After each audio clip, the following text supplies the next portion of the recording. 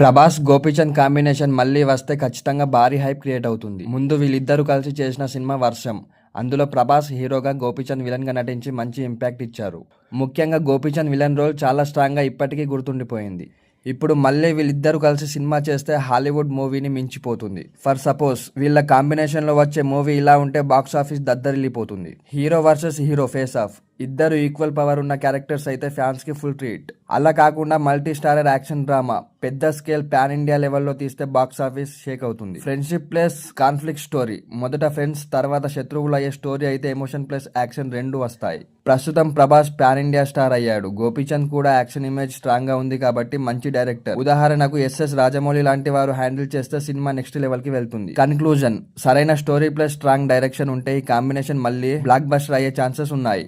మరి మీరు చెప్పండి ఫ్రెండ్స్, గోపీచంద్ మళ్ళీ విలన్ గా రావడం బెటరా లేక హీరోగా ఈక్వల్ రోల్ చేయడం బెటరా?